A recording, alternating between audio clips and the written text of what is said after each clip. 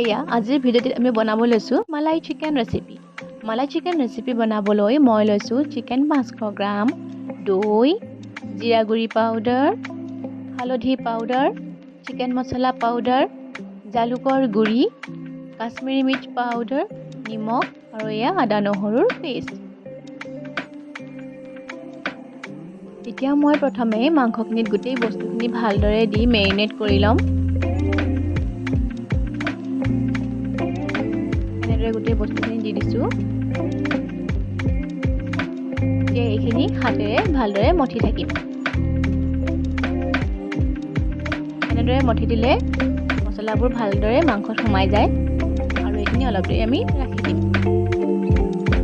এতিয়া মই লৈছোঁ 2টা পিঁয়াজ সৰু সৰুকৈ কাটি লৈছোঁ, 20টামান কাজু পিহি লৈছোঁ, বিলাহী এটা পিহি লৈছোঁ আৰু কেইটামান জলকীয়া লৈছোঁ।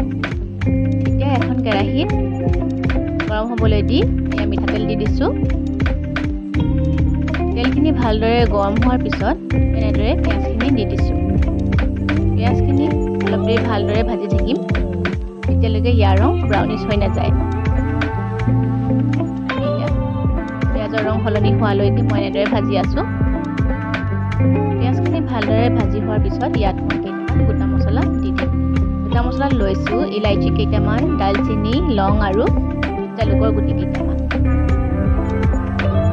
এইখিনি এতিয়া ভালদৰে এনেদৰে ভাজি থাকিম।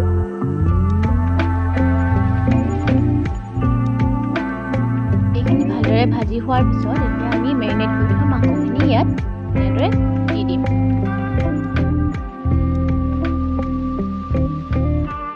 এয়া মাংসখিনি মই দি দিছোঁ আৰু এতিয়া এইখিনি ভালদৰে অলপ দেৰি লৰাই থাকিম যাতে তেলটো ভালদৰে সোমাই যায়।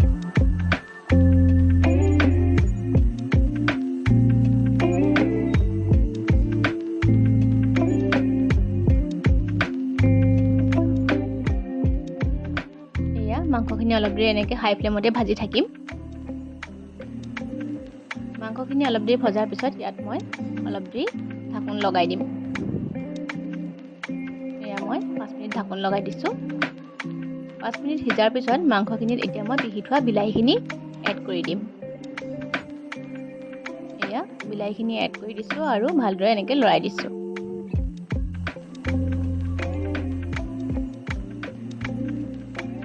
অলপ দেৰি এনেকৈ ভাজি হৈ যোৱাৰ পিছত ইয়াত মই এতিয়া পিহি থোৱা কাজুৰ পেষ্টখিনি এড কৰি দিম। এয়া কাজুৰ পেষ্টখিনি মাংসত দি দিছোঁ।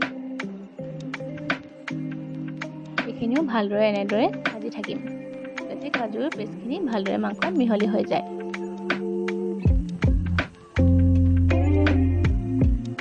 এইখিনি অলপ দেৰি ভাজি হোৱাৰ পিছত মই ইয়াত কেইটামান আলু গুটি দি দিছোঁ। আলুটো আপোনালোকে স্কিপ কৰিবও পাৰে, যিহেতু মই খাই ভাল পাওঁ সেইকাৰণে আলু এড কৰি দিছোঁ। এতিয়া মই ইয়াত অলপ নেমুৰ ৰস দি দিছোঁ আৰু অলপ কাটি থোৱা ধনিয়া। এইখিনি এতিয়া ভালদৰে অলপ দেৰি ভাজি থাকিম।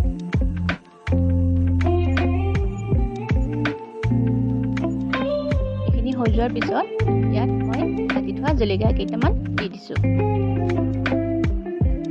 এয়া আমাৰ মালাই চিকেন ৰেচিপি বনি প্ৰায় হৈছেগৈ। এয়া মালাই চিকেন ৰেচিপি হৈ গ'ল। এতিয়া মই এয়া ছাৰ্ভ কৰিবলৈ লৈছোঁ। এনেদৰে আপোনালোকে বনাই খাই চাবচোন, সঁচাকৈ বৰ ভাল লাগে। ভিডিঅ'টো চাই কেনেকুৱা পালে লাইক কৰিব আৰু কমেণ্ট কৰিবলৈ নাপাহৰিব।